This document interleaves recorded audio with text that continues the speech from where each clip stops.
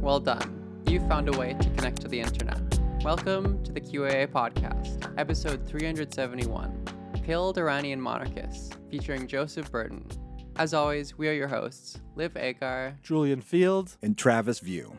Finally, we got a chance to talk about Iran. But, since I'm a product of both the American public education system and California public schools, the politics of any other country kind of confuses and frightens me. So we brought in a real expert. That is Josef Burton. He's a former American diplomat. He worked on Iranian and Afghan immigration issues during the first Trump administration, and we are delighted to have him on. Yeah, it's great to finally be on. I've been a fan for a while, including when I was in government trying to figure out what the hell people at the top were talking about. And I just love the kind of more reflective and almost at times kind of scholarly approach to the most insane people we can find on the internet. And if you've been logged on for the past 6 or 8 months, you've probably encountered the Lion and Sun crowd and are probably wondering what's kind of going on there. So it's great to share this and then immediately go back into hiding so one of them doesn't find me. Yeah, these people are vicious online, much like QAnon people, apparently. They really believe in the power of being nasty and posting. Yeah. I just would never expect this from monarchists. I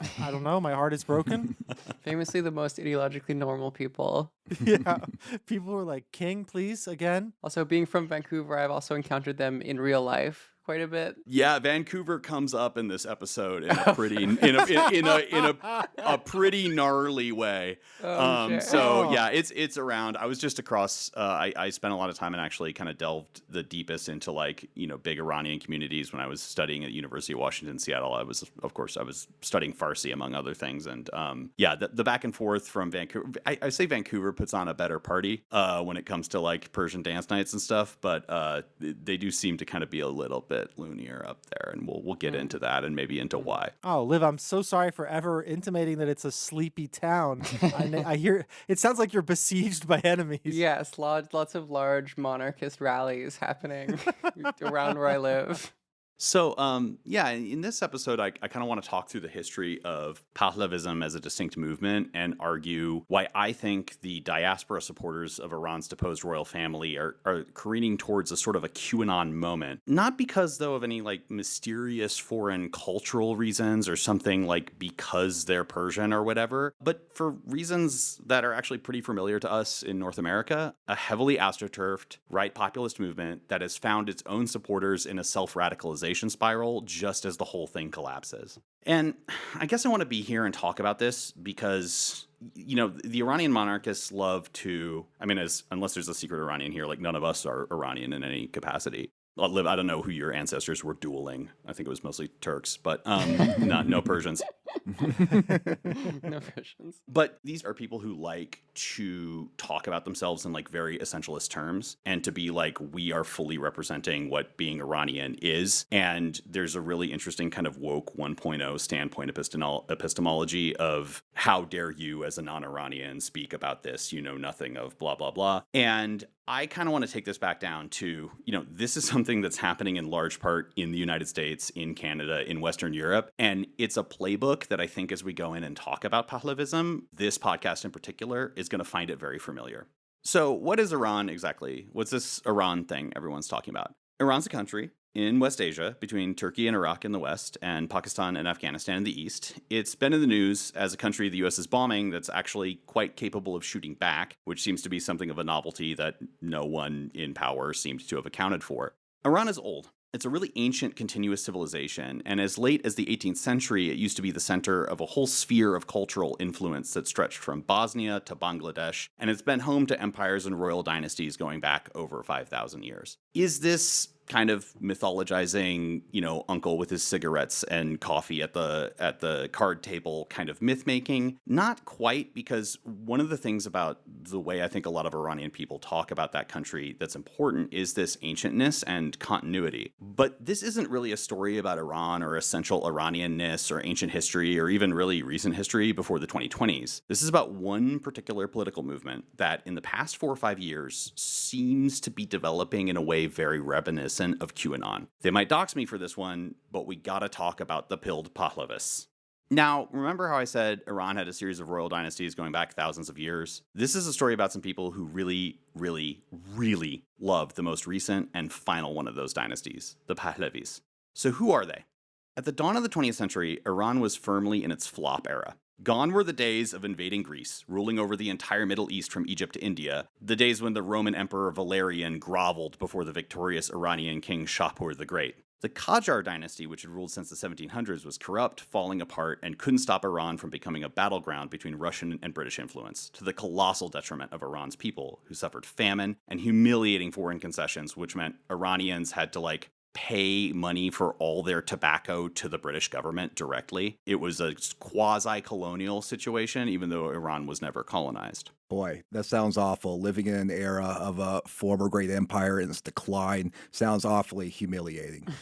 I know, it means that you'd accept kind of anyone who came in and wanted to change things. I mean, giving the British 40% or 60% of your tobacco profits, is not exactly what's about to happen in the United States, but yeah. They might get in on it. I don't know. That'd be so funny. If we got bullied by the British, I would actually respect them again. I would. I think there would be not the great Iranian tobacco riots, but the great American vape juice riots of the 2040s when we reawaken as a nation. Could you imagine the populace they'd elect if you had to pay 40% of a tax to China to get vapes? Yeah, it would be calamitous, and we might live to see it. Who knows? Yeah, it's possible. So enter some guy, literally just a guy.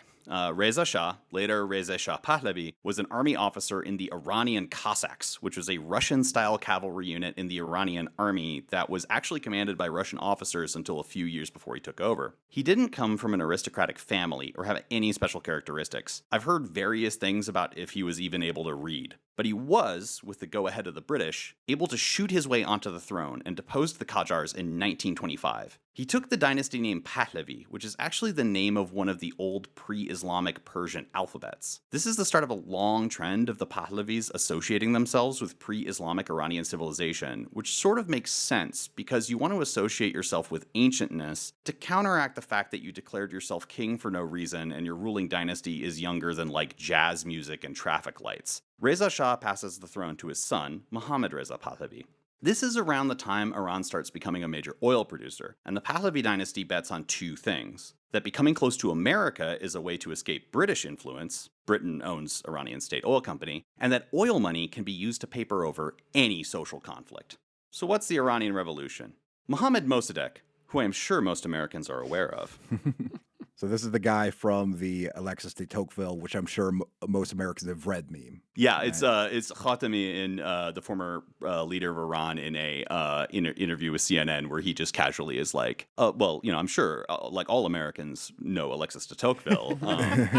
And he's trying to be relatable to an American audience. This was during his he was a reformist leader, and the likes of him, they'd never let someone like him get elected again. But he really tried to lead with openness and intercivilizational understanding. He was an Iranian bleeding heart, but he got on American TV and he was like, I know how to get through to the average American is, you surely have read your nation's great philosophers and have all memorized them. Yeah. And there's a whole tangential side story about, I got this book of documents that were shredded from the old U.S. Embassy in Tehran. And there's a whole side note about how Khatami got this copy of de Tocqueville's Democracy in America in the 70s, but that's another story. They should have gave him SpongeBob. I should have gave him SpongeBob.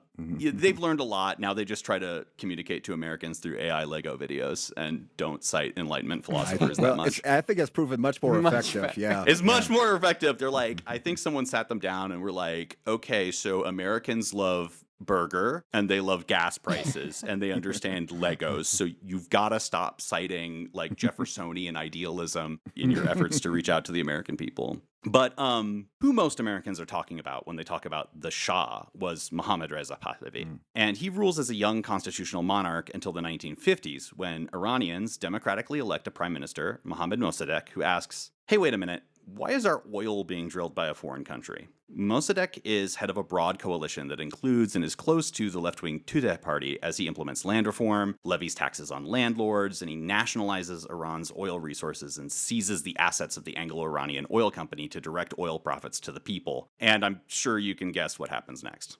Yeah. CIA coup. CIA coup. Yeah. I didn't even have to say it. I can get Travis to say it. It's so common. The CIA and MI6 coup that overthrows Mossadegh puts the Shah back in direct power. I want to take a note here of how people talk about conspiracy theory when we talk about politics in the Middle East. You know, earlier I talked about the kind of figure of the Middle Eastern uncle who tells you how it all really happens. And there's a cliche in a lot of reporting and writing that sort of exoticizes the idea of this type of guy, or just Middle Eastern cab driver who espouses all sorts of outlandish conspiracy theories that are behind everything, right? I've spent a lot of my life living in the region, and it happens all the time. You know, I was serving in Turkey during the first Trump administration, and the first taxi cab question is like, you know, Kim Trump'ın yönetiyor? Like, who directs Trump? Who's behind him? And then they were really crestfallen when I was like, I kind of don't think anybody, man. I kind of think this is on autopilot. But, you know, this is a real guy, and I know that guy. But an important thing to kind of underline when we're talking about a part of the world or a country or a culture in political phenomenon that involve it is, you know, what happened to Mossadegh isn't a conspiracy theory. It was just an actual, like, IRL conspiracy that the West did to Iran. When the contemporary monarchist movement is rife with conspiracy theories, we have to acknowledge that real conspiracies abound. And, you know, this is a part of the world where the most pilled possible thing has derailed entire societies at the behest of Western interests. So what happens with the Pahlavi dynasty after Mossadegh is also pretty predictable. There were attempts at reform during the Shah's White Revolution, which was basically throwing oil money at social programs to head off communist guerrilla movements and Islamist unrest. But none of this could really fix the staggering inequality in Iranian society, which was, you know, an authoritarian monarchist dictatorship. It was a place with palaces, champagne, and Cadillacs for a few, and we'll talk about that image later. But it was pretty miserable for most Iranians. The Shah created Savak, which was the CIA and Mossad-trained secret police force, which cracked down on dissidents, students, intellectuals, and activist clergy using brutal torture and murder. The Shah went nuts buying high-tech Western weapons and basically floated the Western arms industry through the post-Vietnam spending slump. He coronated himself in an elaborate ceremony which featured a little prince, his heir Reza Pahlavi, who we will talk about soon. And I put in the doc, there's a little picture of young Reza Pahlavi barely sitting on his coronation throne in his little uniform. I mean, this doesn't inspire confidence when you have prepubescence and just absolute regalia on, you know, a golden throne. It makes one skeptical of leadership. I mean, for me, it was a lot of sashes, a lot of aviator sunglasses. It was a lot of self-coronation. It was kind of like a cartoon level gilded dictatorship. And even at the time, I think people like to talk about how close the USA was to the Shah. But even at the time, people in Washington were pretty uncomfortable with the human rights record. It was a big issue for Jimmy Carter, especially, of basically like, we want to keep selling you these fighter jets, but you're gonna have to cool it with torturing dissidents to death. And so, you know, there's a lot in the news about the Islamic Republic carrying out crackdowns, which it is and has. That's not like unique to that form of government. Mohammad Pahlavi and the Shah's dynasty was absolutely doing very, very similar stuff. So Iran in the 1970s was an oil state with F-14s with a sub 40% literacy rate and staggering levels of poverty. Above it all, the Shah combined a superficial glazing of pre-Islamic Iranian history and empires with an in-reality obsession with the West and being seen as Western. This becomes a pronounced trend during the Shah's monarchy, and it's actually one of the big accusations that Khomeini and the Islamic Republic kind of levy against the entire regime, is they say it's Garbzadeh, which means you have been struck by the West. You are Western confused and sort of enamored with a foreign culture. In 1971, in the ancient city of Persepolis, the Shah spent millions of dollars on a huge celebration of 2,500 years of Iranian monarchy in a purpose-built tent city which normal Iranians were excluded from. European royalty, though, were invited, and he flew wine in from Europe on the Concorde. The Shah even imported 50,000 songbirds from Europe because apparently, like, Iranian birds weren't cutting it in that region of Iran, and they needed to have, like, special bird song in all the trees he had planted. Dear God, can you imagine 50,000 songbirds released in your local bird population? Just what that does to like the native balance? That's so crazy. I'm sorry to fixate on that. Of all No, the things. it's the stuck with Concorde me. And the wine, you know. It's stuck with me because this is just like the most like Mad King thing that I think someone could do. And, you know, I've had this event especially mentioned to me by like Iranians who lived through the generation of the revolution as basically like being so offended, like, were our birds not good enough? Like, they even like people go back and look at the menu and there's not even any Iranian food on this thing. Like, there's this like filet mignon. Like, what are you doing? Like, are you not even showing this country off that you have to like, I don't know how they flew in the birds. I don't think the birds got the Concorde, but it's just one of the wildest He things. was Louis the 14th pilled. This is extremely Louis the 14th, and what's coming next is a very Louis the 14th conclusion to this story. So I'm sure you can guess what happens next in pretty short order. I'm not going to recount the entire 1979 revolution here, but a coalition of leftists, liberals, nationalists, and Islamists of different types eventually send the Shah packing into exile. In the aftermath, the supporters of Ayatollah Khomeini outmaneuver everyone else. Iran is declared to be an Islamic Republic operating under the Vilayat-e-Faqih, or the government of the jurisprudent, basically rule by clerics. And every other faction gets purged to various degrees, ranging from either getting co-opted into the new system, to getting booted out of parliament, to, at the other end, mass execution. It really is a 1789 Louis XIV style full social revolution, complete with the terror. An important thing I want to remember and kind of underline, though, for talking about what's going to come next in terms of the monarchist movement, is that there was really nasty street fighting between revolutionaries, the Shah's army, and Savak. It wasn't really a full-blown civil war because most of the army defected. Even Western governments and most Iranian military leadership were really trying to like manage a transition to another form of government rather than try to save the Shah. Nobody liked this guy in 1979. Most position ever. You love the West so much, and they're like, well, what are our options outside of you? That's crazy. The U.S. wouldn't even give him asylum, so he had to kick around and like went into exile in Costa Rica for a little bit, and then I think maybe Panama, and then it was when he was in Central America that there was kind of like a left government that made a Marxist professor his bodyguard who just like while he was guarding the Shah in exile would just like berate him about how he failed to develop the country. And yeah, like just to, like he kind of goes down as a pretty weak guy, but it's really grim. Not the most cucked member of the Pahlavi dynasty, but we will get to that. During your exile, Travis, I will be assigned to you. So the Shah goes into exile with his wife and son and a lot of stolen money and succumbs to the cancer he'd been battling in the last few years of his reign. He's buried in Cairo in a mosque, which is kind of prickly for a lot of very, very anti-Islam Iranian exiles. And his family settles in America, and the family are not the only ones. After the 1979 revolution, Iran has something new. Iran has a diaspora. Ever since the 1960s, California was the biggest destination for Iranian students, and after the revolution and subsequent brutal invasion by Saddam Hussein's Iraq, these students were joined by refugees, political exiles, and members of the Shah's former ruling elite. Although Iran and America were now mortal enemies, America became the country with the most Iranians living in it outside of Iran. It's a community that exists largely because of the Iranian Revolution, and it's important to kind of understand that while that's a formative experience, for many of that community, 1979 is also a formative trauma. And I want to distinguish here between exile and diaspora politics. Exile politics are when a country's own internal politics happen abroad because of upheaval or war. That's quite a lot when it comes to Iranian groups. The pro-Mossadegh Tudeh party actually operated in exile in East Germany after the 1950s. Iranian Kurdish groups set up shop in Kurdish regions of Iraq, and members of the Iranian Iranian provisional government that lost out to Khomeini frequently wound up getting assassinated in like Paris or London, right? So it's when a country's politics happen elsewhere. And there have been assassination attempts, there have been political figures in exile. It's not quite the same thing as a diaspora movement. I don't know if it's like the most helpful thing, but I think it's an important heuristic to remember when we're talking about Pahlavism, because this isn't like a guy in exile who's just continuing to do politics in exile. It's like a new thing that's grown up outside of the country organically among like a multi-generation, population of people who don't live there, right?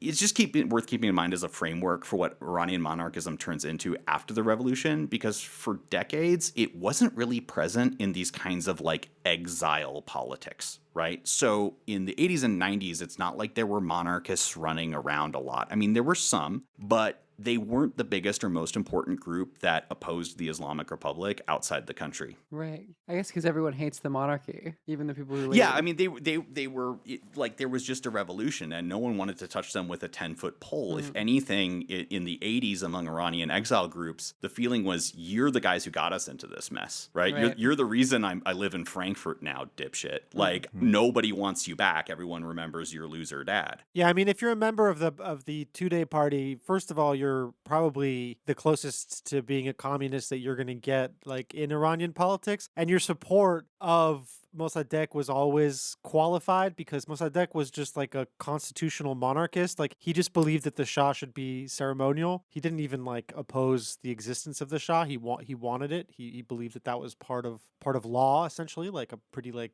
holy law, essentially. So it's really funny if you're in exile like that. You're definitely not about to become a monarchist. Oh no. And like the two-day guys like fought against the monarchy. The other group I'm going to kind of sidebar here is Mujahideen Khalq, which like was a guerrilla organization. And it's also like, yeah, that's an important point. Like, Mossadegh was kind of a lib, right? I mean, he not just kind of, he was. Yeah. Like, he was like a liberal, self-professed, constitutional monarchist. Yeah, and that doesn't translate to the experience of monarchism in the diaspora as it emerges in the way we're going to talk about. No one's like, I would like to have a constitutional monarch, and there's a little changing the guard ceremony at Golestan Palace, and otherwise it's a democracy, right? No, they don't want the British system. They want the periods where the Shah actually ruled brutally. Yeah, actually, like they want like the lion and son to I don't even know if they really know what they want. Activate. Go Super Saiyan. To go Super Saiyan go and stop using the Arabic alphabet and ban Islam and develop a nuke but fire it at anyone who doesn't like Israel. I don't like it's a whole thing. But I think the other thing is there is a big kind of missing middle of like you don't see a lot of constitutional monarchs or liberals because the politics in the home country, like all those people wound up dying or like in exile. And one of the opposition groups that stood against the Islamic Republic early on I'm going to talk about here is an interesting, I'm not going to say parallel, but it goes through, let's say, a development arc. It might be tempting to draw parallels between supporters of the Shah and one of the most major Iranian exile groups, the Mujahideen Khalq, or MEK. But although there are parallels between them, they're very different movements that operate in really different ways. So the MEK was a group that fused political Islam and socialism, and they operated as a guerrilla force in Iran. And they actually blew away a lot of American advisors and diplomats in the 70s and participated in the Iranian Revolution as like armed fighters. Like they were duking it out with Savak in the street with assault rifles. But they got outmaneuvered in the post-revolution struggles. But when Saddam Hussein invaded in 1980, the group committed the unforgivable sin of supporting a foreign invasion and lost support inside Iran. They were branded traitors because they were traitors, and the group fled to Iraq, where under the leadership of Masoud Rajavi, and then after he mysteriously disappeared in a way that no one's ever solved or asked, and his body's never been found, his wife Mariam, they fought on the side of Saddam. Like many far-left organizations, and I think even a couple you've covered on the show, the MEK degenerated into a bizarre sex cult inside their heavily fortified Iraqi base. The only left-wing political cult, though, to ever operate a large tank force. So they were this like armed to the teeth kind of weird, hey, buy my newspaper leftist group that attempted to invade Iran on their own after the Iran-Iraq War ended and were completely slaughtered on the battlefield. Their remaining supporters inside Iran were all executed in mass hangings, and that is kind of a blow, both the MEK's betrayal of the country and then the execution of its supporters. It's kind of a blow that the Iranian socialist left has never really recovered from those purges after the end of the Iran-Iraq War.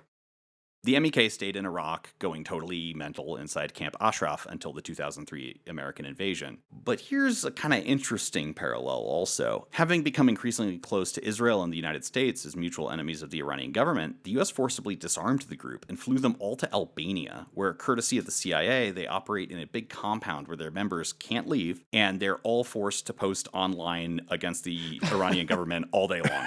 Oh, no. Mandatory posting. They're internet soldiers. They are internet soldiers in yeah. a giant cult compound in mountainous northern Albania where like they have like their bank accounts taken away and they're just made to manage these bot networks to post anti-Islamic Republic like tweets all day long, and they have to do like weird wife swapping stuff with the leaders. Rudy Giuliani, if you'll notice, like came out against the Shah pretty early. He was like, this Pahlavi guy is a loser. That's because Rudy Giuliani is completely in the tank for MEK, and way more American politicians than you would think are like mobbed up with the MEK. MEK are the only major group that's managed to lobby their way into being undesignated as a terrorist organization, because up until Trump won, they were, because of all the American officials that they assassinated in the 70s, but they fell into this kind of regime change, war lobby kind of neocon space and have carved out, a pretty good kind of arena for themselves. What you're basically saying is that the Trotskyist and neocon pipeline, like they invented it from first principles, basically.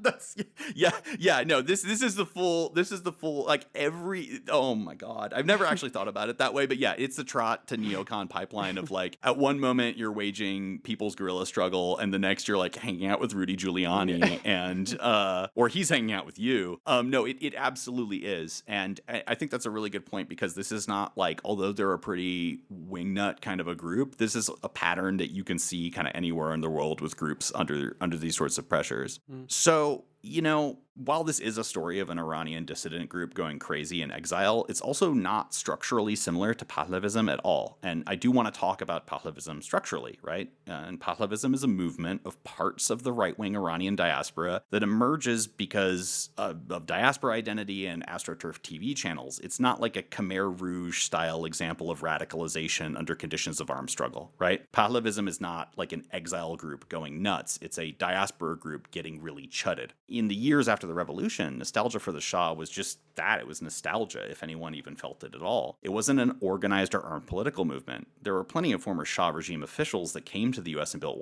lives. For example, a former deputy chief of SAVAK was recently exposed because he was going to pro-monarchist protests in Los Angeles, and he was this legend. I've linked to a story about it. He was this legendary torturer who people thought had disappeared, but it turned out he had just been living in Los Angeles ever since 79. And, these aren't people who are plotting covert schemes. They're just I own a car dealership in Glendale and I used to rip out students' fingernails for a living. That's kind of how this works, right? So, it doesn't really exist for a long time after the revolution. The Constitutionalist Party of Iran, which is the monarchist sort of political party, was founded in Los Angeles by former Pahlavi officials in the 90s. And Pahlavism only reemerges years later. So when we're talking about Pahlavism or Iranian monarchism, the Shah's dead. Who are we talking about? Who is this Reza Pahlavi guy, right? And maybe this is surprising, but I'm kind of fascinated by the guy, and to an extent, I kind of feel for him. He really kind of feels like a Coen Brothers character to me. As you go through his life, it is one of just vainglorious self-assertion, but also unceasing humiliation in essentially everything he ever tries to do in his life. And I think the biography is pretty interesting, even though he himself is not a particularly engaging or interesting guy. So, Crown Prince of Iran, Reza Pahlavi, was a 19-year-old cadet in the Imperial Iranian Air Force, and he was training at a U.S. Air Force base in Texas when the revolution happened. He leaves the program early, he joins his family in exile in Egypt, and his father dies of cancer, and then he becomes the Crown Prince and the heir to the throne in exile. When Iraq invades Iran, Pahlavi, who remember, he was a trained military pilot, he joins other purged former Iranian Air Force pilots, guys who were pro-Shah but usually imprisoned. They offered to defend the country. Even though the Islamic Republic was the regime that overthrew them, when Iran was invaded from outside, they said, we can't stand this. And from prison, they said, if you need us, we'll fight. Other formerly monarchist pilots got to climb into the American-made jets and duke it out with Saddam's Air Force and became like national heroes, right? Guys who volunteered from prison that like, we will fight for this regime because it's our country at the end of the day, become like fighter aces. They're shooting down MiGs. They become these sort of folk heroes. There's even like an Iranian-style Top Gun movie made about one of these guys. It's actually really good. It's called The Pilot. But the answer to Reza Pahlavi is no, go away. So everyone else has this like noble moment of national heroism volunteering from a prison cell, and they're just like, no, not you though. You stay in America. We don't want you here. It's probably smart politically. It's probably smart. It's probably smart for them. They were like, yeah, we're not gonna let the crown prince fly around and become a war hero. Like, absolutely not. He's, Reza Pahlavi is involved in a couple half-assed CIA and Mossad instigated coup attempts that never turn into anything immediately after the revolution. He does a correspondence degree in poli-sci from USC, and he eventually winds up in the DC suburbs by the early 80s. And he's kind of moving in a tiny closed circle of former employees of his dad, and he's never in his life had anything resembling like a job. So it's just kind of him hanging out with the guys who like ran his father's business and just sort of going from exile event to exile event. And everyone's like, yay, they're the king. And he's just like hanging out in a mansion in Maryland with no discernible job or qualification. Nice work if you can get it. So he describes himself as an advocate for a free Iran, but he's historically actually been pretty ambivalent about advocating for becoming the leader of Iran, mostly because it seems like he doesn't really want to be the Shah. Like, he's kind of said it's not clear what citizenship he holds or like if he has a US passport, but he's said in the past, like, maybe I could be like a part-time transitional leader for Iran. Like, maybe I could spend like half the year in Maryland and then like half in Tehran if the government changes. So this is not a guy who is going around nursing a blood feud, demanding to be like, I am the king and it is my birthright, right? Reza Pahlavi has always insisted that his means of financial support is his family's wealth. And while they did take a lot of money out of the country with them, he doesn't really know about his own finances, which, I mean, you kind of wonder why this dynasty got overthrown. This guy was just like, I don't look at the books. I don't know how much money I have. Let's import more songbirds to Maryland. Are you telling me that little guy who was sitting on a throne in his regalia, he turned into a fail son? Yeah, it's incredible how when you're 9 and you're already wearing a general's uniform, it doesn't really set you up for success. So Reza Pahlavi and his financial advisor wind up firing reciprocal lawsuits at each other in the 90s, which doesn't really answer the question of where he gets all of his money. And the whole thing ends with Pahlavi basically declaring in court that he doesn't know how much money he has or where it comes from or how it's spent. But he does then go on to accuse his financial advisor of being an Islamic Revolutionary Guard Corps agent, and keep that one in your pocket because a big part of Pahlavi politics is accusing anyone you don't like of being a regime agent. There's obviously rumors that this jobless and well-heeled lifestyle has been heavily subsidized by the CIA and Mossad, who have been keeping him on retainer until the day that they need a figurehead for a regime change war, which, Should have gone a little bit better. He should have gone a little bit better. But also Trump doesn't know anything about Pahlavi and doesn't give a fuck about him, which is very funny. No, he doesn't care at all. And I think it's also because, like, the closer someone gets to you, the better you are at like spotting a poser or like you're not really about that life. It's like, I see your tacky, entirely gilded house. I see your Reza Pahlavi is a pretty schlubby guy. I have it on secondhand authority that like any moment he is not in a media appearance, he's just wearing tracksuits all the time. And like Trump knows this kind of like dipshit guy who's just kind of pottering along with his dad's business in a mansion somewhere, and he does not respect him like at all. Yeah. So Reza Pahlavi enters the 2010s as a Maryland grill dad with a passion for wildlife bird photography. He's got a whole separate Instagram account just for like his nature photography, which actually, going back to the songbirds, maybe there is a family fixation with birds. I don't know what's going on with that. But he's hanging out in Maryland. He's ignoring the fact that his wife, Yasmin, is flagrantly cheating on him with her French yoga instructor.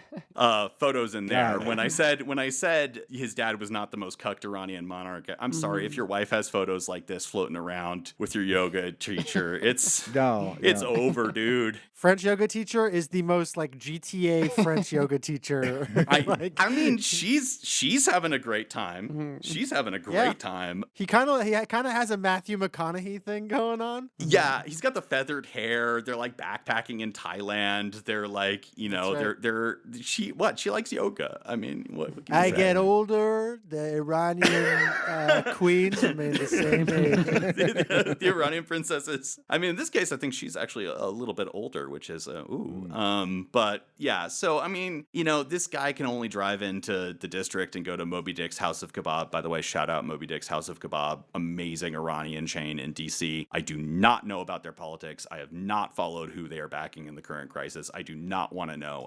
I just want the memories of their lunch deal.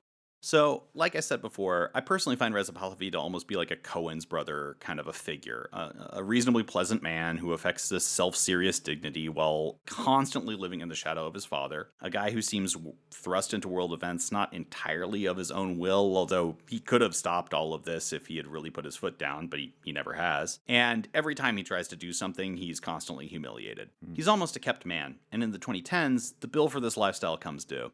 The post-9/11 global war on terror era is a feeding frenzy for anyone who wants to overthrow a Middle Eastern government, and Iran was no exception. American hawks like Lindsey Graham were long interested in overthrowing the Iranian regime and glommed onto the cause, and both neocons and the Israel lobby were all hopeful that they could get away with doing Iraq and Iran. The Israel-backed Turbo Hawk Foundation for Defense of Democracies was founded in 2001, straight up as like a Hebrew-named pro-Israel organization that later rebranded. And they pretty quickly staffed up with a number of pro-regime and pro-Pahlavi Iran experts. In 2003, the National Union for Democracy in Iran, or NUFTI, is founded. This is the closest thing to a Pahlavist think tank that exists. Like, whatever policy documents or attempts to actually act like a government they have, this is them. It's also a structural backbone by which Israeli and also Gulf state money gets funneled into the Pahlavi movement. It's a whole elite ecosystem that's the result of a synergy of Saudi, Emirati, Israeli, and neocon money. And so where a lot of the funding for this gets very muddled. This is something that actually reminds me of a lot of like Tea Party or Q stuff where you can't just say like, oh, it's the Adelsons, it's this person, it's this mega donor. You can't just directly point at Pahlavism and say it's all the Israel lobby. You can't say it's all rich right-wing Persians in Los Angeles. You can't say that it's all, you know, the Israel lobby or neocons. There's enough of that floating around where these institutional positions kind of get floated on it. But notice, not a party, not a mass movement, a think tank,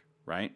I do want to underline this amazing article in Jadaliyya, which is an article that personally got my ass and called me out by Negar Razavi, it's called The Problem of Iran Expertise in Washington. And it's about this type of hawkish Iran expert who's just some guy they find and deem an expert because they have a veneer of authority and say the things that they want, right? For a long time, if you wanted to be a pro-Iran regime change person, you could just be that person irrespective if you actually like know anything about Iran or have the background. One of the most notable hawkish think tank experts is actually a guy who's like a scholar of like 16th century documents or something like that. Like he's a classicist. He's not a foreign policy guy. So there's this whole ecosystem that comes around Iran regime change. And a lot of people made a living on it for a long time. I put the link in the doc. It's a great piece in Jadaliyya if you ever wanted to know about people like me who know all the Persian spots in DC and studied Farsi when they got a master's degree and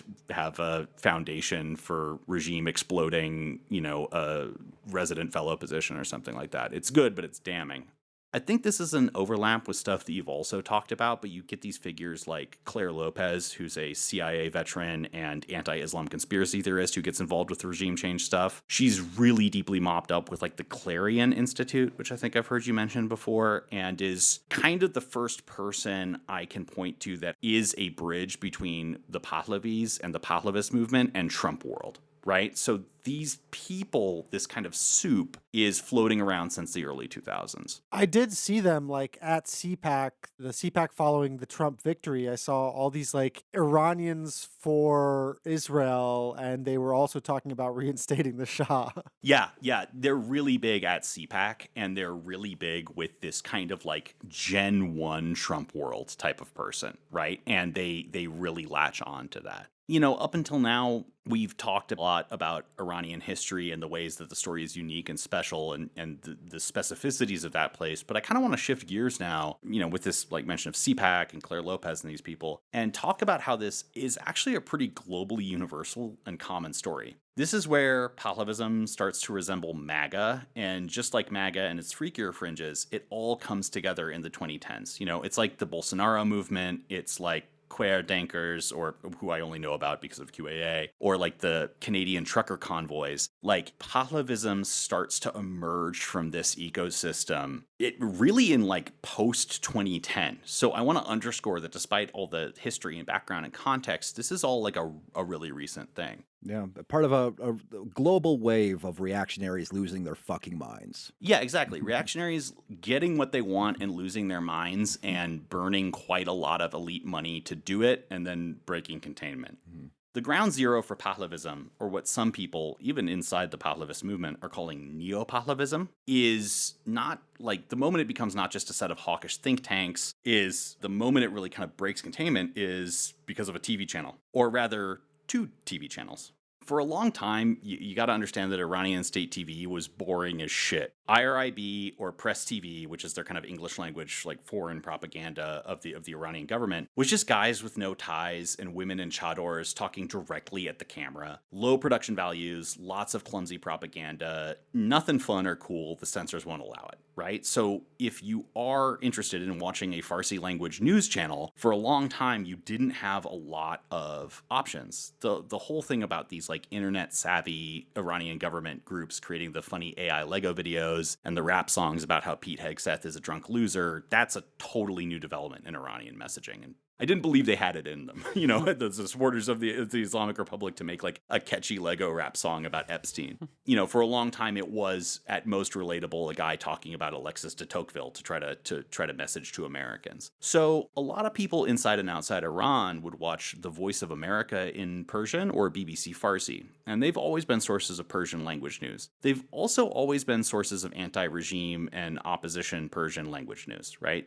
Voice of America and BBC Farsi are, you know, like dissident organizations that are against the Iranian government. But it was always a very liberal kind of opposition. Human rights activists, feminists, filmmakers who've been censored, artists. You know, Voice of America and BBC Farsi also had a commitment to one degree or another to making a case against the Iranian government by modeling like openness and liberalism and reform. So they would report on how sanctions made life hard in Iran or about Western abuses in the region so they could build credibility. That was the exile kind of news media environment in Persian. Very PBS coded, right? Where they kind of kept the, hey, maybe the Islamic Republic isn't very good, a bit on the down low as part of a bigger kind of liberal message. But in the 2010s, you have 2 networks that come out of nowhere, Manoto and Iran International. And they kind of bring like a Fox News and even kind of an OANN turbo chud always on yelling broadcast TV in Farsi to an Iranian audience. And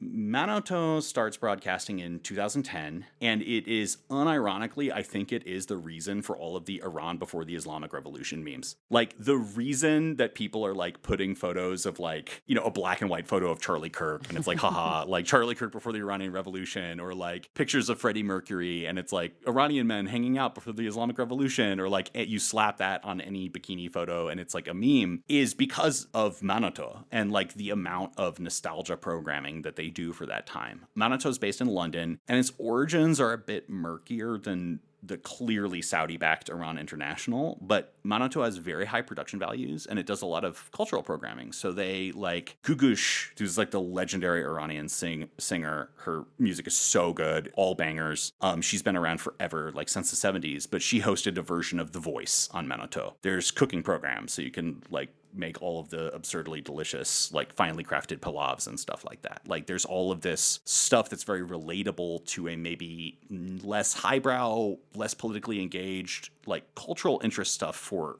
Farsi speakers.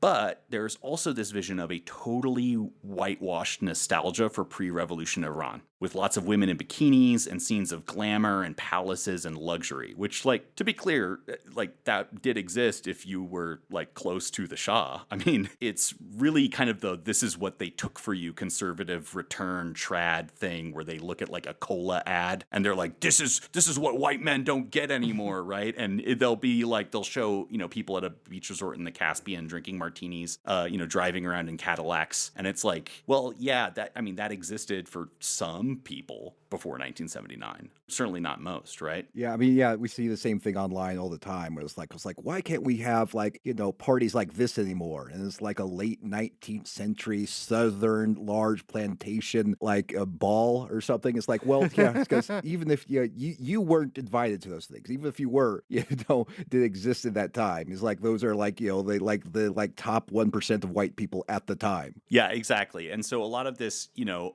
it's basically like a nostalgia for the Shah that looks at maybe some of the more cultural openness. And I wouldn't even say openness, just like kind of like the shit rich people always get up to, and completely overlooks the underlying economics system where it's like, well, you're saying that Iran was like a feminist paradise because a handful of literal princesses got to wear Chanel bathing suits, whereas like most women didn't finish grade school, right? And, you know, for anything else you can say about the Islamic Republic, it's taken things like literacy and education very seriously. Like in Iran today, more women graduate from university than men, to the extent that men are given like affirmative action in university admissions now because not enough of them like make it in. So like, you know, it's the same kind of right-wing nostalgia you see everywhere. You know, the idea of like a man used to be able to provide for his family, and it's a picture of like Don Draper. Like, you weren't that guy, and neither were you invited to any of this, right?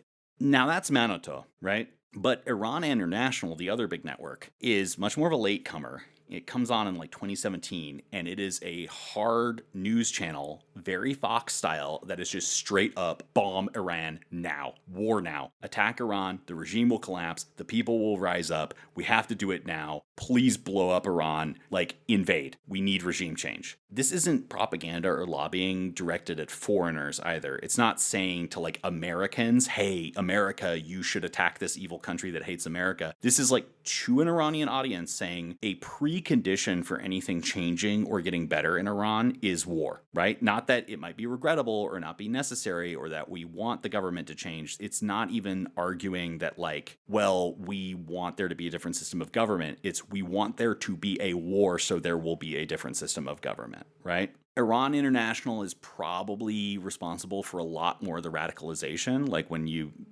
read Iranian American accounts of like families breaking down after the war and estrangement and things like that, people talk about Iran International the way you would talk about Fox, right? But I think it's important to take it together with Manoto as a package, even though they're different organizations that probably have different benefactors. And the story of like people getting Iran International pilled is really familiar to this podcast and the movements like it, right? Shout out to the Iranian-American novelist Porkhista Khakpour. She goes on Instagram Live a lot, and she's been very open talking about what's happened in her family and the kind of things that have taken place as, you know, a lot of her immediate family has become ardently Pahlavist by basically just having Iran International on all the time, right? It just kind of sucks everything out of the room.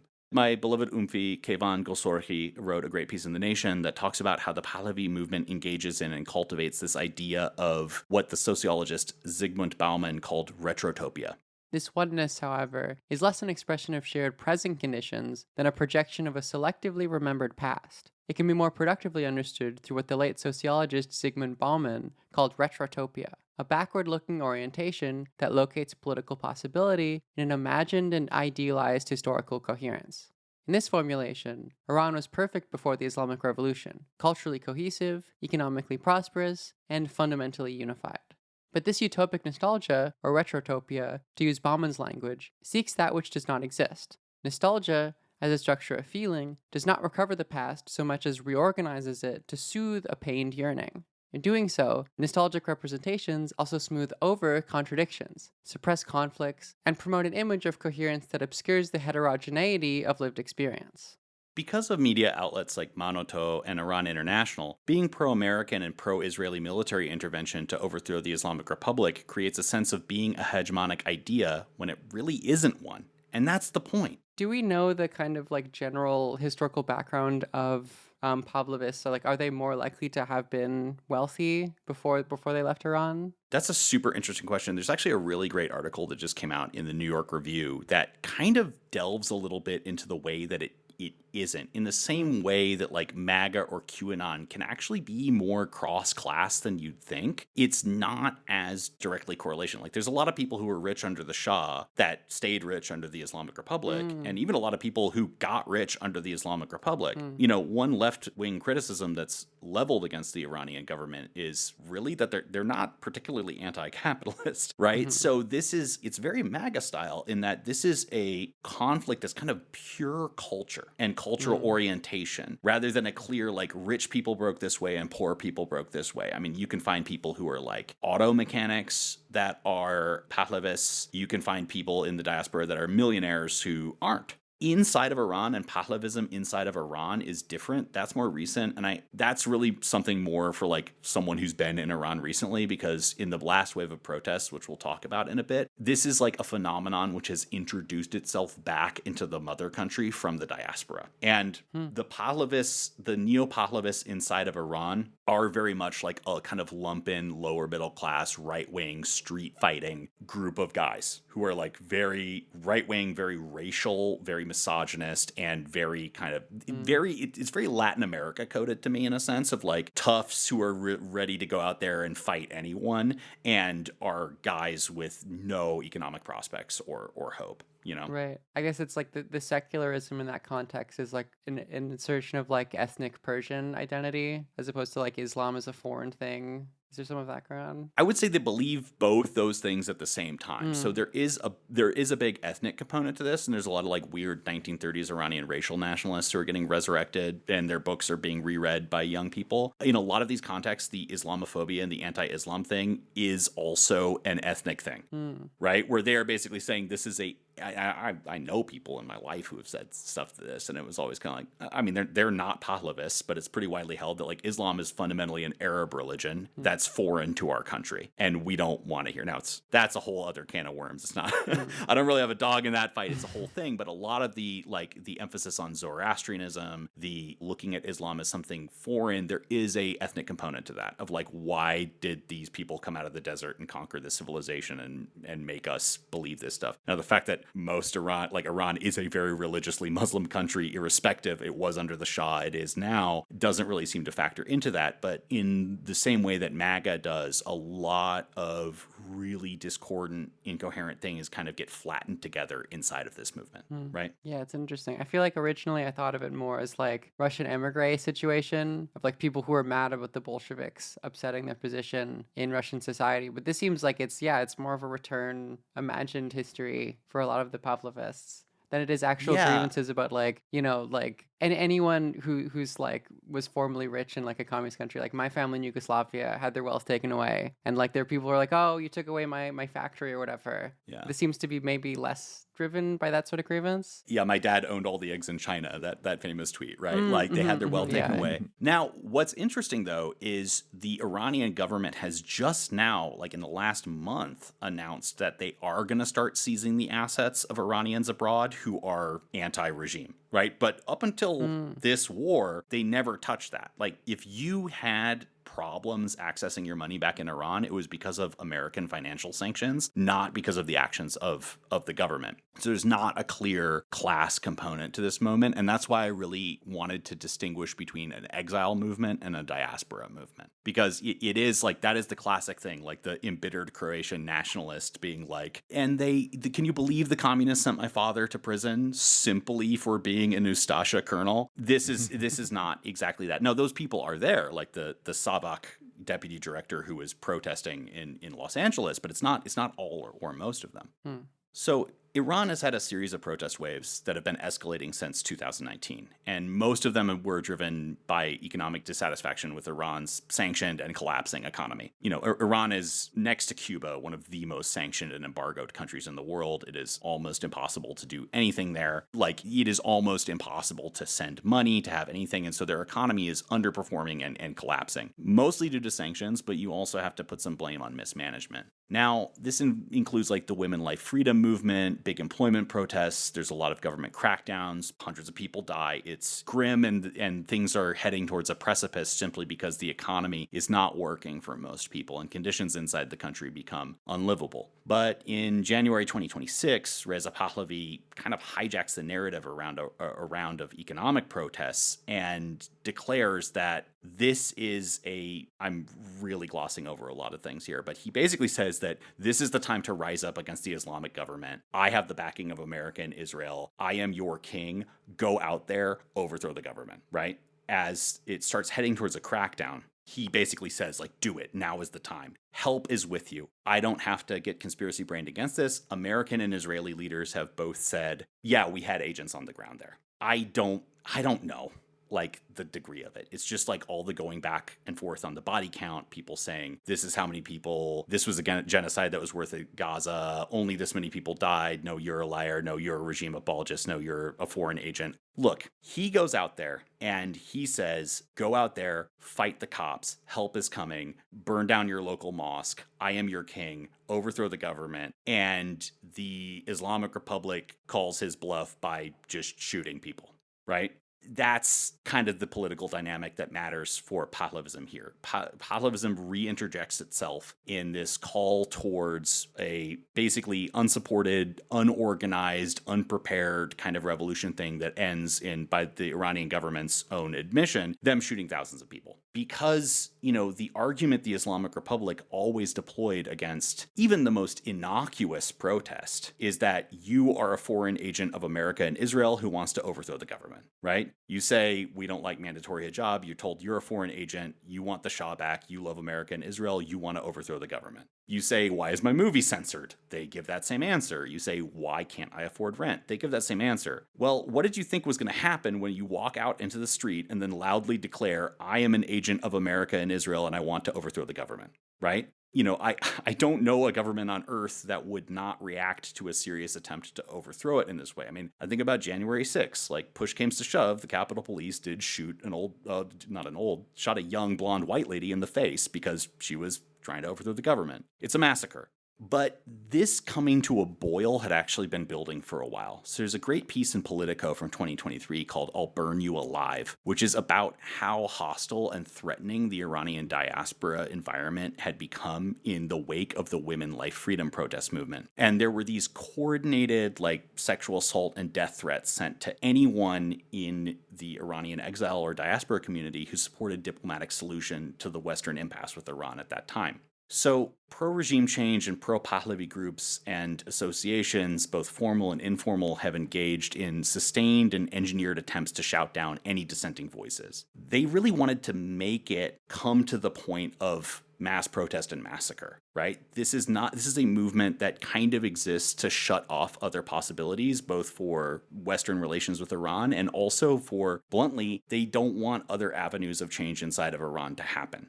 right? And they don't like anyone who's advocating for a path that's not theirs. A lot of these threat campaigns were aided by huge online bot networks and doxxing that seemed to take place with a level of state resources. And it was kind of an astroturfed movement that really only after 2022 starts coming into prominence. There was an attempt to create an official united Iranian opposition, kind of a government in exile around the time of the women life freedom protests that totally fell apart organizationally. But even during that time, Reza Pahlavi was seen as a very divisive and fringe problematic figure, even among the Iranian exiles. Wasn't even sure, is he even on the team when you're talking about organizing organized dissent on against the Iranian government? And is there more like other groups that maybe were more organized, who have been doing more actual on-the-ground political work or something like that? So one thing I want to underline when we talk about Pahlavism and how visible they become and how many people kind of take them to be fully representative of what the Iranian diaspora is, this has only become like a hegemonic point of view since like 2022. Right? Yeah, I feel like the only like even like pro-Israel, pro-America Iranian diaspora people I knew around this period were like Pahlavi is washed. He's kind of sucks. Yeah, absolutely. I mean, he barely wants Yeah. it. Like, that's the funny part, is like gathering around a figure who barely wants to be there actually kind of reminds me of like Donald Trump. it is one of the most Trumpist things, and as we start kind of talking about how this starts to resemble not just MAGA but also Q, I think Pahlavi's relationship to his own followers is this kind of weird bemusement of like, like whenever Trump gets religious and he comes in and holds up a Bible and is like, wow, you love this, don't you? look at you go. It's very similar. Like, he's washed, and even the more kind of thoughtful pro-regime change Iranians will basically say that like Reza Pahlavi is just the last man standing. He's the least bad option. Or they will say like, well, he'd be a transitional figure for now. Like he's chopped, and everyone knows it, right? But things after 22 start becoming increasingly contentious. There's threats of violence, and at times, even before this war, it crosses into actual violence. Masoud Masjoudi was an incredibly litigious Simon Fraser University professor who was actively involved in non-Pahlavi Iranian dissident movements, and he just loved to sue people. And so he was actively suing Reza Pahlavi for defamation and had repeatedly accused the Pahlavist movement of being infiltrated by the IRGC and Iranian government and being used as a controlled opposition. Which, like, to be fair, if I was the Iranian government and wanted the opposition to me to be figureheaded by the most off-putting and insane people, I would probably have done everything that the Pahlavists have done. But Masjoudi was, one of these guys in a smaller, non-Pahlavist, anti-Iranian regime organization whose body was found in rural Vancouver. And a ardently pro-Pahlavi, very strange Iranian-Canadian couple has been charged with his murder. I'm not even personally convinced that this was like an organized hit or something that would be pure political violence. They like followed each other on Twitter. They all had massive Twitter drama on Farsi Twitter with each other. The couple was really weird and doing like public play, and also, well, nothing against that, but they were just like, they had a weird right-wing swinger kind of vibe and like were super duper pro-Pahlavi and really into getting like into huge fights on Farsi Twitter, and now they're charged with murder. So like putting a note in this is the first like active like coordinated murder related to the Pahlavi movement in North America that I know. Lots of swinging in this episode, specifically anti-Iranian regime. Yeah, there is something, and I think some Iranian American influencers have pointed out kind of like how sexually charged a lot of Pahlavism is, and I don't know, like, I don't come from the Religious Theocracy Society. I can't really speak as to what that does. I don't know. I don't have a dog in that fight, but you will notice, especially in some of the videos I've linked later, how kind of very sexy the Pahlavists try to portray themselves as maybe a way to express themselves, but I don't know what's going on there. So like an appropriation of the like unveiling the Muslim woman kind of discourse. I don't even think appropriation, an explicit full-throated endorsement. Right, yeah. The idea of like, I'm stripping down and I'm going to do a twerk off to thank Trump against the Islamic Republic. And because everything is polarized identity politics, they're just like, well, if you say I can't do this, I'm going to do it, by God. Mm-hmm. But, the Pahlavists, if anyone hasn't been watching the news, they are the dog that caught the car now. Mm-hmm. They got the regime change war that they've been dreaming for years, and almost immediately everything fell apart. The Islamic Republic does have, about a 20% of the population core base of support. That's about how many people in every Iranian election vote for the most conservative parties, the principalists. They're the real regimes, like the true believers, right? But the thing is, despite many of the Pahlavists or figures in the diaspora saying no Iranian supports this regime, many people would take issue with the fact that I would even peg the social support for the Islamic Republic at 20%. I think a lot of people would be offended and say, like, no, nobody wants this regime at all. They purely follow it for cynical reasons. the way this war unfolded in exactly the way the Pahlavis begged for, it's really meant that the central question isn't, do you like the Islamic Republic? It was like, do you like foreign countries sneak attacking you while you are negotiating with them? Do you like hundreds of little girls being blown up by cruise missiles? Do you like a bomb being dropped in your own neighborhood? So even though lots of people, even inside of Iran, were like, oh, yay, this is it. This is the regime change war. The regime's going to fall. Pretty much immediately, the way the U.S. and Israel have behaved has meant that this is not a question about the regime, right? They like, to paraphrase Cat Williams, we're not at war with their army. We're at war with them. Civilian infrastructure like oil refineries, cultural treasures like Golistan Palace came under attack almost immediately. And Trump went out of his way to say, like, we're going to destroy your civilization. Like, this is whatever legitimacy the Pahlavis have has cratered because of this war. In the end, the regime didn't collapse, but Pahlavism did. Even 2 weeks into the war, there's a statement from Reza Pahlavi's own mother that's very cagey and conditional. She's talking a lot about how the future of Iran shouldn't be decided with war and outside its own borders, and the Iranian people should decide their own leader. Like, this is his mom in an interview with France 24, basically kind of slow rolling, I don't think you're the guy. And I just imagine reading that and like your wife's at yoga class again and you're like sitting with your dad's old business buddies in like the open floor plan kitchen in your Maryland mansion, and just like it's so weird for me to feel bad for this guy, but I do. Trump pretty quickly starts calling him the loser prince and says, you're not the guy. Everyone pretty much from like week one of this conflict knows that even though all these people went out into the street in Iran shouting his name and were gunned down, even though all these people are rallying for him, this is not the guy. But that doesn't mean that his followers are giving up. So you have we're going to start talking about influencers now. This is Muneh Rahimi. She's an Iranian monarchist influencer who created the Trump dance on the first day of the war, celebrating the attack on Iran. I have a picture here. Short shorts, cowboy boots. She's dancing with Trump's little two-hand thing to YMCA, saying all Iranians right now are dancing around to YMCA. Yeah. This is day one when the school in Manab got blown up, which of course everyone, on this side, this kind of type of person was like, oh, well, that's fake. The regime did it. But, the thing about Muneh Rahimi is that it's not like she's just about this one thing. She's hella chudded. She does baddie dance videos. She's also RTing Elon Musk. And she insists that this is not a war. It's a rescue mission to save Iranians from the mullahs and Islam.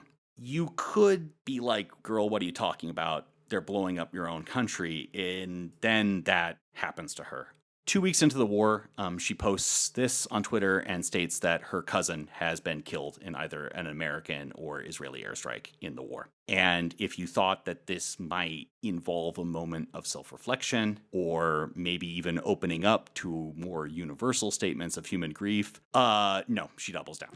She places blame 100% with the Islamic Republic for being there, and it redoubles her faith in Pahlavism and regime change. She is tweeting every day. She is still out there. She, has this post here where she basically says, I blame the world and the IRGC, certainly not the thing that I advocated for and celebrated.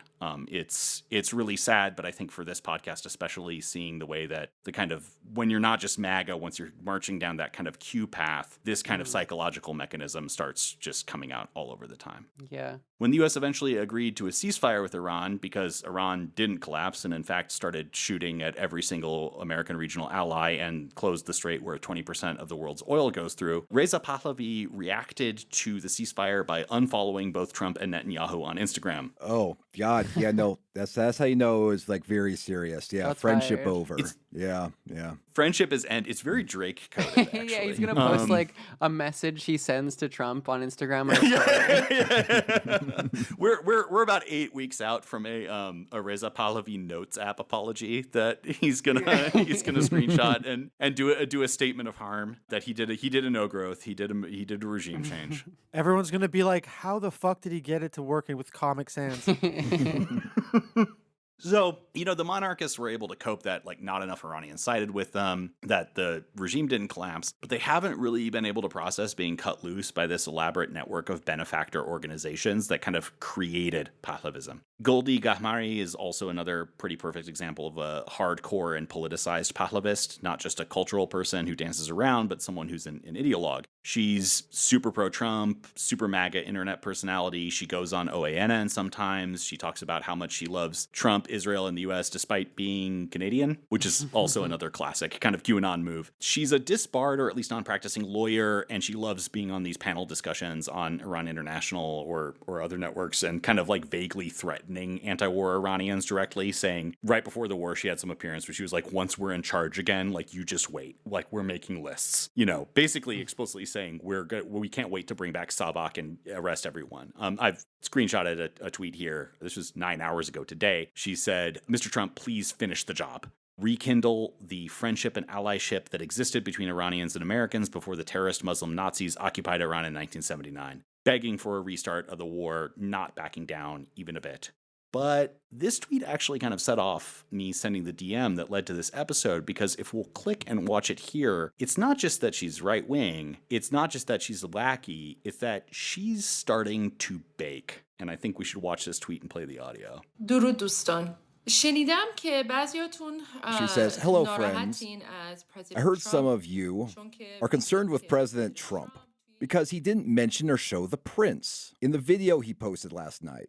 First of all, that's not President Trump's job, okay? It's not President Trump's responsibility to tell the world who the leader of Iran's revolution, the Lion and Sun, is. That's our duty as Iranians. We need to tell the world, we need to show the world who we want. That's not the Americans' job. That's our job. That's point number one. And for those who want to complain that there's no trace of the prince in President Trump's video, let's look at second 11 of President Trump's video together." and she points to a picture here. What's this picture? Presumably that's the Shah. Yeah. It's a picture of, in the corner of the frame at a pro-war Iranian rally, there is a corner of a poster with a picture of Reza Pahlavi being held up by one guy. Okay. Trump is sending subliminals that's who he wants. So she's like, don't worry, there's secret messages at section Right. 11 of a corner of a poster that prove that Trump hasn't given up Right. and he knows who the leader of Iran should be. And then she stares into the camera, kind of like blinks, like, see, waves her hand, saying that's clearly evidence. She says, "What more do you want President Trump to say? How else should he prove he's heard your voice? We just need to keep going. Continue our path. Continue listening to the prince's words and guidance." It's so funny. Listen to his words and guidance. It's like a guy who doesn't even want to be there. Yeah. Yeah, he doesn't really have a message. So this is where kind of the meat and potatoes, or I guess the fragrant saffron rice of this episode is the structural comparison to what I see as a developing kind of QAnon structural comparison. And what do we have here? There's a populist and right-wing movement. It is very online, to the point of maybe even mostly existing online. It's posting as political action, an emphasis on like being a voice, speaking out, sharing information. It's cross-class. There's not like one clear demographic of person socioeconomically who falls into this. And it's very focused on retribution, right? Payback against the people who've been against us, the malignant bodies in our own society, the people who don't embrace it. And, one of the things about Q and MAGA that I've kind of learned from this show is how much of their time is spent kind of weeding out traitors, right? And also very, very MAGA and very Q is that the leadership of this movement seems to be pretty ambivalent about its own followers. But what really does set Pahlavism apart from QAnon is there's an element of non-LARP. While the social base and true believers are absolutely baking and they're LARPing the movement, its leadership actually do have real connections to intelligence communities and are part of, or at least a component of, a big and powerful international movement. So, when they're tweeting out things like Mossad agents are alongside you, it's not a Q drop, it's a real thing. But they're also treating it like a Q drop. So there is a conspiracy here, and it's been the long US Gulf state-Israeli alliance against Iran.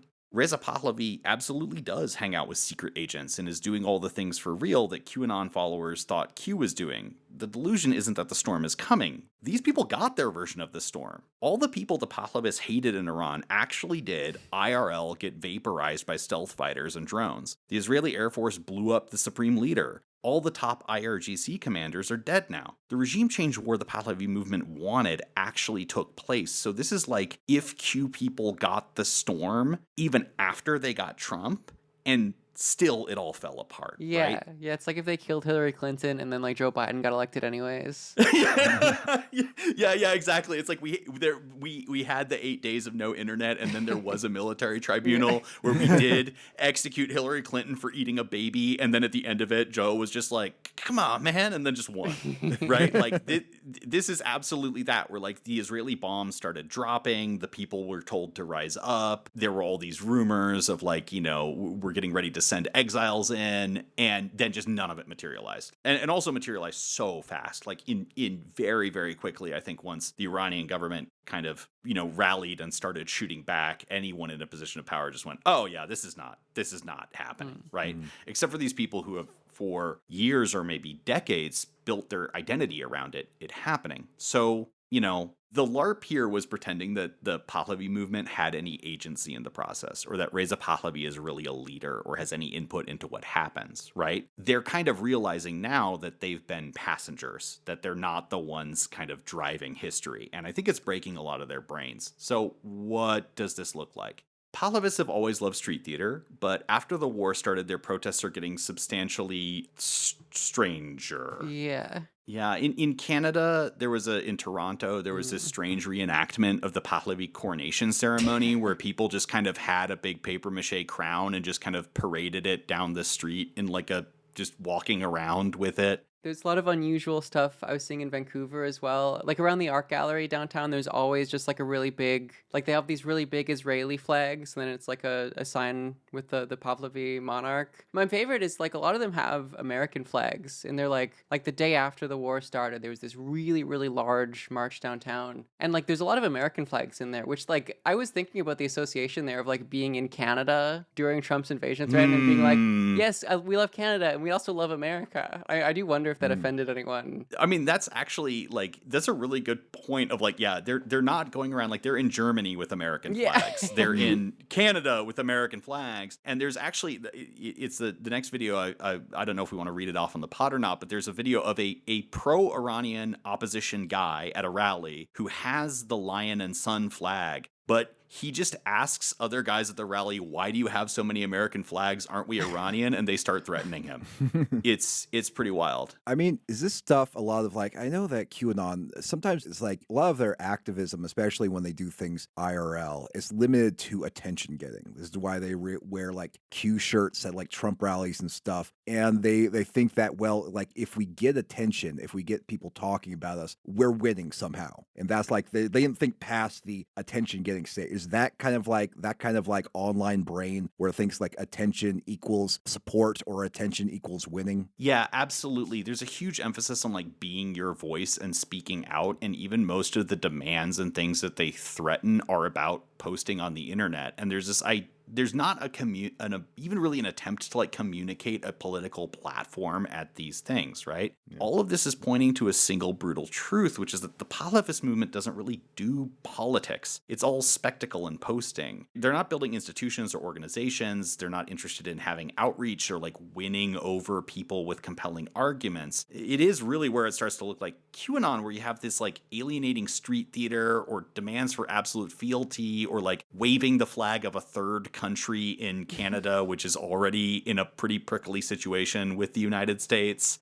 It's tone deaf. They're doing it kind of to troll people or to stand out, right? Like at this point, I could, if some of that sweet Saudi money came my way, find like an anti-Israel argument or something for Pahlavism if I cared about optics, but they don't care about optics. They care about yelling at people and maintaining and asserting a kind of cultural hegemony. right? So there are orgs, like this thing called, I put orgs in quotation marks because it's not really an organization. It's called like the Alliance Against Islamic Regime of Iran Apologists, or AAIRIA, which styles itself as like a think tank or a tracking org, but it's literally just like a group chat of Pahlavists that have a spreadsheet of logged on Iranians that they think are like pro-regime or anti-war. And so it is very Q in like getting attention, speaking out, sharing things, getting views on the Trump dance.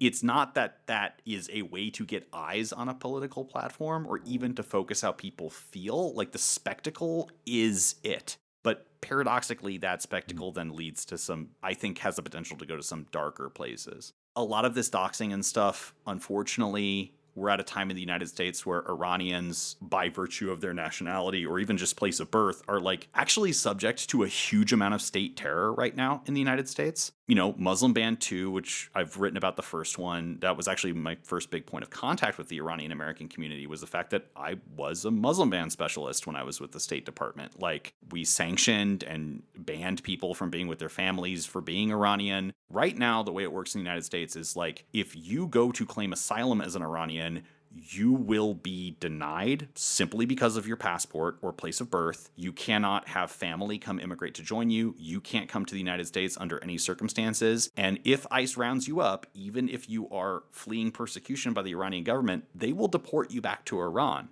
So what these Pahlavists are doing is they're just diming out people they don't like to ICE in the United States. And it's a situation where this internal kind of doxing or online trolling in an environment where all Iranians, regardless of political affiliation, are being like subject to these racist immigration controls in the United States, it creates a very dangerous and toxic situation. By the way, if you attempt to engage with the Pahlavist of like, hey, isn't this bad that all Iranians are getting banned and deported? They will just say, it's the Islamic Republic's fault. Once the regime changes, everything will be fine. Like, that was the source of the problem and not just baseline American racism, right? So, you know, they've been kind of as a project as the war has fizzled out, really focused on doxing relatives of Iranian politicians who live and study in the United States. And there's a lot of them too, like pro-government people or people related to people in the government. Up until very recently, Larijani, the late de facto leader of Iran, who also got assassinated, his daughter was a university researcher in the United States up until like a couple weeks before the war. They're reaching out to like Laura Loomer and kind of the pro-Israel and Trumpist kind of deportation denunciation network and just getting people they don't like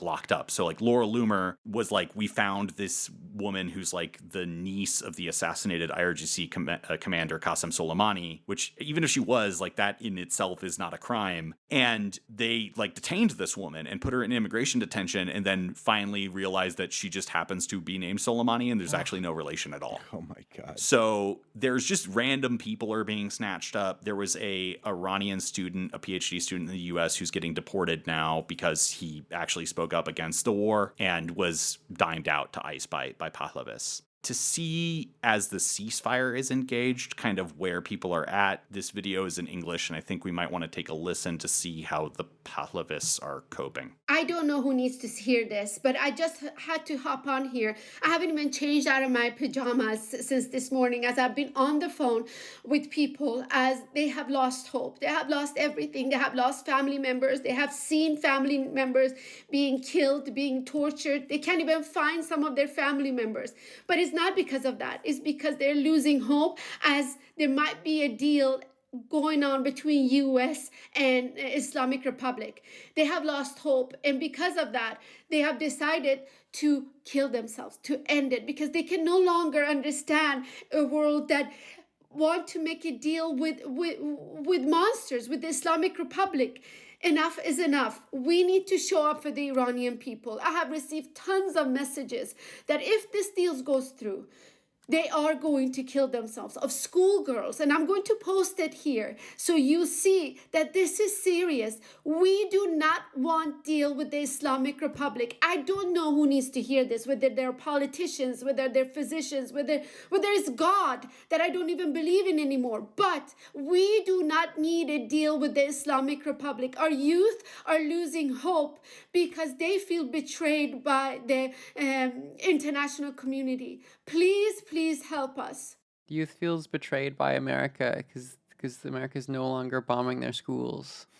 It's really, I mean, to outside of it, it seems like this is ludicrous. This is the announcement of a peace deal. You'd assume that the bomb's not falling anymore, even if you politically don't like the Iranian government, would be a good thing. But you can also see the very real distress that this woman is in, and the way that that kind of abjection is so heavily online mediated. What she's saying, I'm getting messages, we need to speak out. There's no suggested course of action other than, I don't know, going to CENTCOM and getting Pete Hegseth to start shooting again. Like, there's not an actual politics in here, but there is life or death stakes, the threat of suicide. And like, this happened in Iran, so I didn't really include it in the episode, but there was a guy after the January protests who literally was like, Mr. Trump, don't deal with the Islamic Republic, don't do it. And then he just gets up and hangs himself in the video. It's really messed up. So like, that one guy did it, and he was an ardent Pahlavist, and like, that's become kind of a rhetorical tactic or tick of like, oh, well, we're going to kill ourselves if you don't do this. It does betray this idea that they think that America actually gives a fuck about them.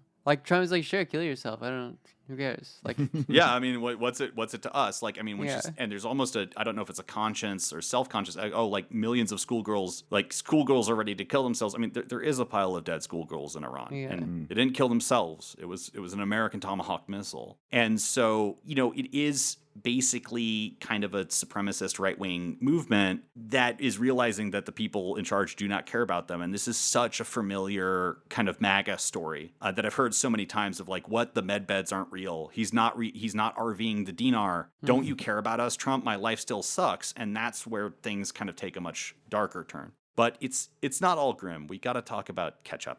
On April 23rd, an Iranian guy threw ketchup on Reza Pahlavi at a rally in Germany. This is actually a Farsi pun on Iranian internet humor that references how Reza Pahlavi kind of looks like the bear dispensers ketchup comes in Iran. It's called sos khersi, or like bear sauce, but if you do a kind of double reading, like, I guess it would, as a pun, kind of translate to like dipshit sauce or something like that.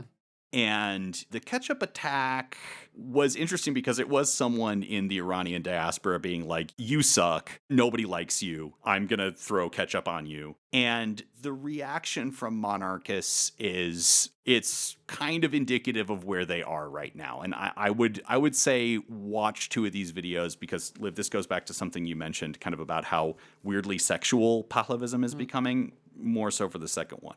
I can translate this guy if you want. So I'm here today in our movement for our dear prince, our beloved king. You are not alone. Your pain is our pain. And then this guy in a nice shiny suit. Oh my god! Yeah, oh my god! Starts spraying ketchup all over himself. Yeah, my god! That's what the fuck? He's so serious. And he says, "Long live the Shah."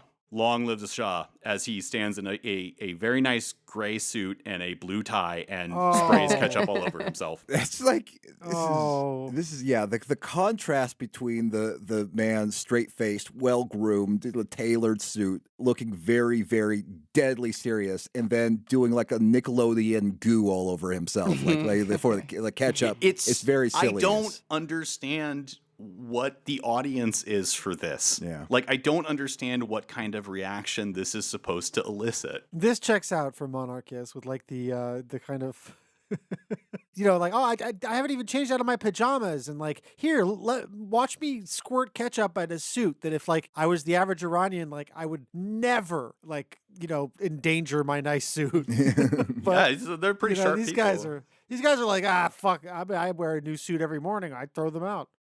The second one is even weirder, to the point where I didn't even feel comfortable retweeting this because it feels kind of not safe for work, even though it technically isn't. Let's check this out. Okay. Oh,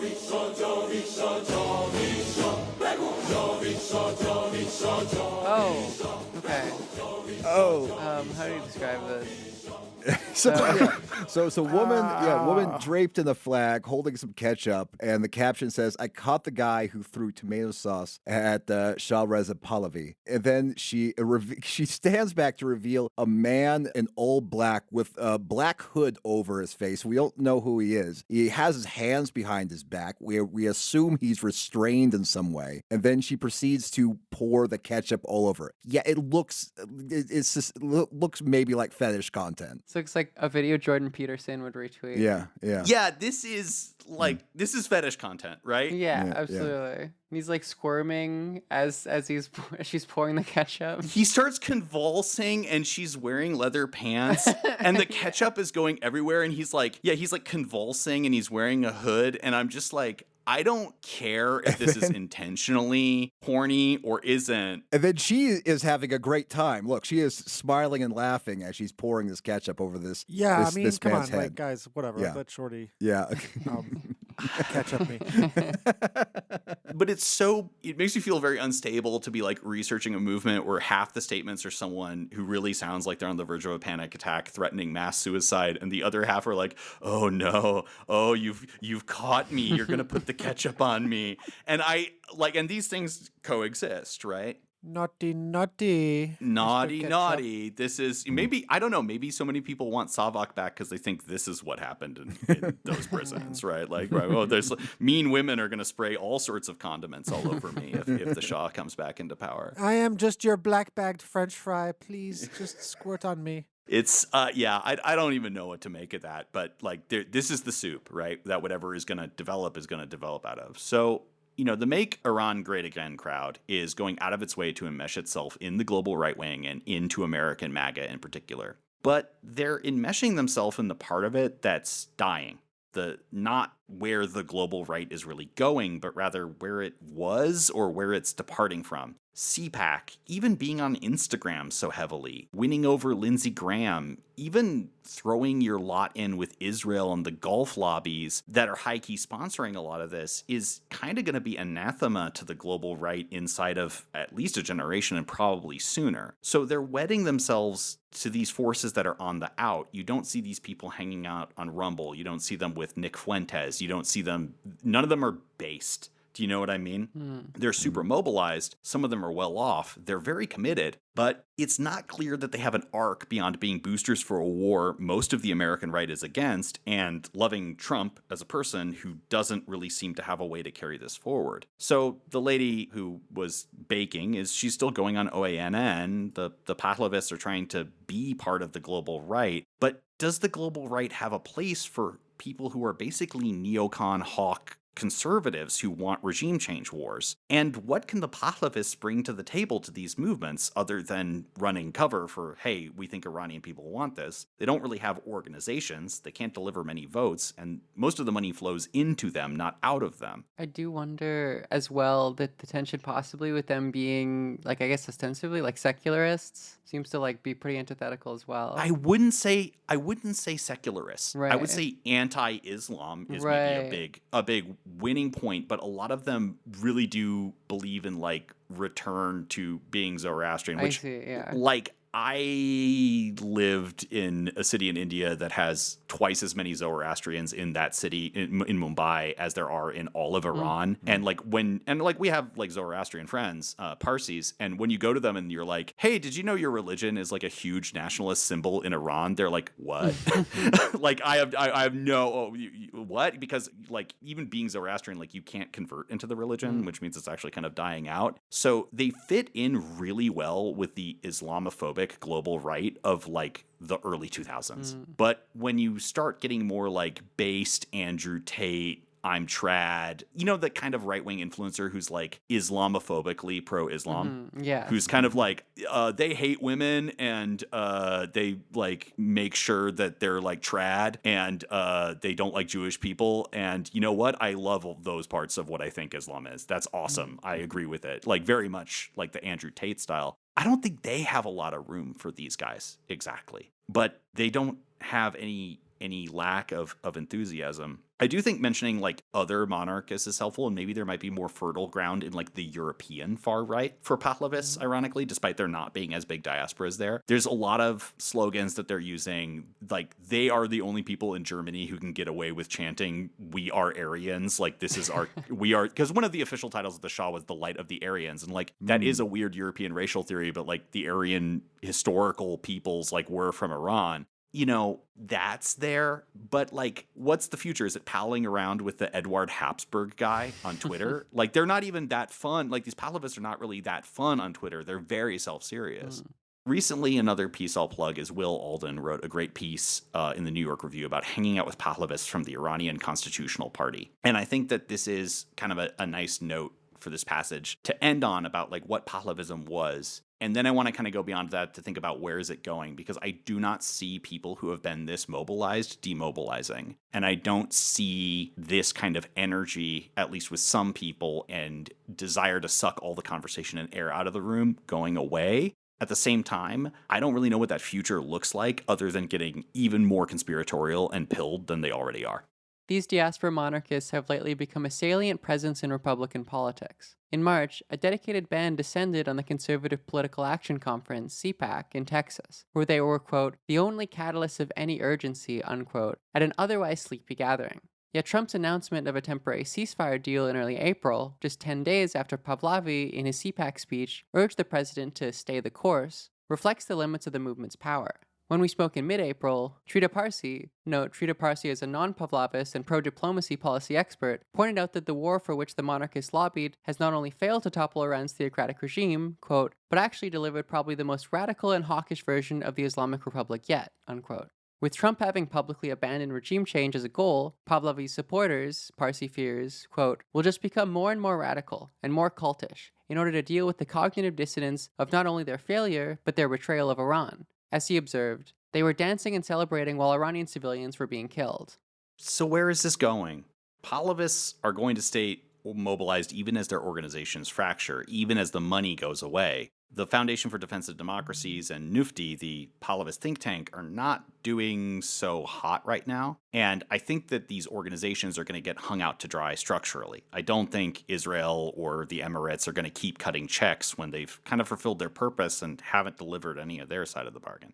But whatever global MAGA is, and I mean specifically MAGA, whatever that is, Pahlavists are part of it now. And I think it also speaks to like a more ethnically diverse global MAGA that embraces a lot of standpoint epistemology and like woke 1.0 language. So what you're going to see, and probably in the comments to this podcast, is like, well, how can you as a non-Iranian invalidate my lived experience by speaking over POC voices in like your arrogant liberal whiteness to talk about Iran? Like all these trends, Pahlavism is kind of at the nexus of it, of like MAGA clearly running out of steam, but also other alternatives not quite forming. Peak conspiracism also being there, just kind of impregnated into everything, and a readiness to take very dark and interpersonally violent directions is there. And I think that might be an elevated risk. You know, there's been one murder, there's a heightened likelihood of conspiratorial thinking, and I think that there's an immense potential for interpersonal or personally enacted violence in this movement. And I don't want to put the flashlight under my face, but I think that all the conditions are there.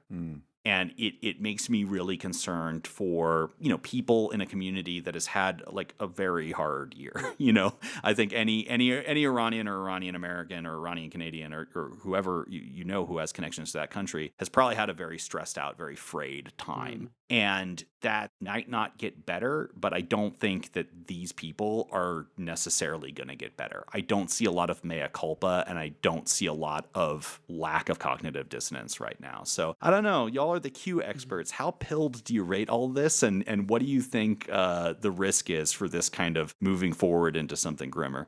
Well, I mean, it's interesting to ponder what a January 6th moment might be for these people, because, you know, that's something that felt like kind of the event that sort of like QAnon culminated in, because like it seemed like a third of the people who stormed the Capitol that day were wearing some kind of like a Q merch because they really believed so wholeheartedly, I mean, like including the woman who was shot and killed, that they felt compelled to do obviously dangerous, unproductive activities in order to, you know, and to advance their bizarre fantasies. Yeah, I do wonder whether this movement will be a liability to like any sort of American far right, like non-Trump, these ostensibly anti-neocon movement too. That the Pahlavis will be like, our strategy of like trying to destroy the Islamic Republic is contingent upon like Trump-style neocon stuff, and you guys getting away from it is like ruining like the one path forward we still envision for our country. I mean, that's a really good point. Like they show up at CPAC and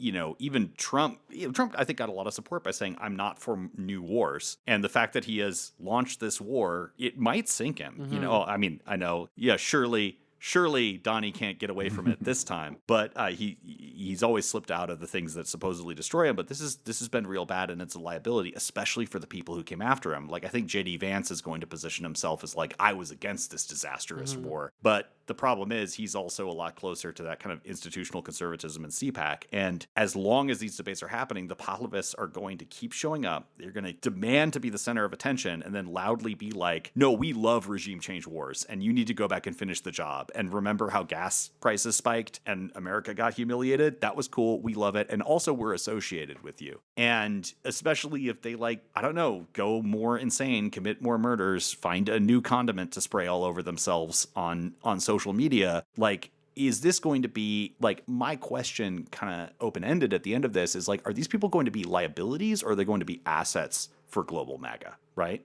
Yeah. And also how, because the reactions we're seeing is just a couple of weeks after the ceasefire. I mean, what happens, God willing, this all kind of peters out and there is a lasting ceasefire and the shooting war doesn't restart, which it's not looking so good today. There's been some exchanges of missile fire, but like if this does settle down, what's going to happen then? And what are the repercussions going to be inside this movement and inside this community, especially if Reza Pahlavi has to actually get up there and be like, I'm not the guy. Please let me go photograph birds. Boy, yeah, I guess we'll find out with everyone else. Diaspora for the win. It's more and more, and I think that's also a big part of how MAGA is changing. I mean, I don't think in Trump 2 you can really make as many aspersions of it being necessarily a white supremacist movement, considering how ethnically diverse it is, and also considering in Trump 2, I think how many other diaspora groups are going to shoot their shot in the way that the Pahlavists did. It's pretty open. There's already people talking about like, well, sure, Iran didn't go great, but we could invade Cuba. A lot of Venezuelan right-wingers definitely felt like they were shooting their shot. It didn't wind up very well for them either. But one thing I've noticed about a lot of these diaspora lobbies is every single one is kind of like, no, I'm built different and America actually loves me and it's actually going to work out for me. It's the Tobias Funke talking about open relationships. Like, sure, it never worked for those people, but, maybe for us.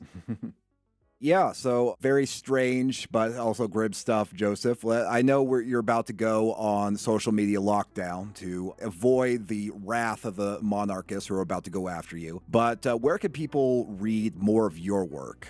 You could read my work on Twitter. I usually have a little link tree. It goes to my articles. I got some articles usually coming out every now and then about how things are going. Honestly, most of the stuff that I've written about has been the U.S. immigration system and how that interplays with other things. But, with all of this and the sort of state apparatus going after, Iranians is particularly leading to a war, I'm kind of writing more broadly because one thing I would say is like, there's going to be the valid question, why couldn't you find an Iranian American to talk about this? And the reason is a lot of them are like pretty scared to do so. Like I am going to go on social media lockdown. I have some pieces coming out about unrelated things, about the history of passport regulation and hopefully some other stuff. But you can find me at Pinstripe Bungle on Twitter and see whatever I'm up to. Okay, we'll include the links in the show notes. Thanks for listening to another episode of the QAA podcast. If you haven't already, please go to patreon.com/QAA and subscribe for $5 a month to get a second episode for every main one and access to our entire archive. You can also go to cursedmedia.net if you'd like miniseries, because there we have all of the episodes ready to binge of Spectral Voyager 2, Time Slip Radio, as well as all of the other miniseries that we've made in the past. Joseph, would you like to do the listener until next week? May the deep dish bless you and keep you. Dear listener, until next week, may the deep dish bless you and keep you.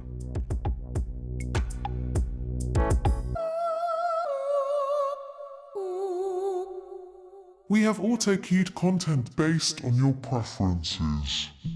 Bruh, somebody threw tomato juice all over Reza Pahlavi. And just like collectively as a society, can we bring back throwing tomatoes at performers, politicians, whoever we don't like? Because this is hilarious to me. And truly, the reporting on this also is equally as funny, because what do you mean they attacked Reza Pahlavi with tomato juice? Reza Pahlavi, the exiled Iranian prince, was attacked by tomato juice as he left a press conference in which he denounced the US-Iran ceasefire. Truthfully, if you're openly supporting the bombing of your own country, I think you deserve to get hit with a little bit more than tomato juice, but I'm kind of fine with this. Police immediately seized and detained the person who threw the liquid. It's not sulfuric acid, okay? You put your spaghetti in that. The article continues by saying that people on social media were questioning, who is this man? Why was he permitted to get so close to Mr. Pahlavi? I'm sorry, the people just want to throw tomatoes. The reporting on this is absolutely insane because this is so funny and they're treating it like it's like this major, incredible security incident and not tomato sauce. I don't know, just enjoy this with me for a moment.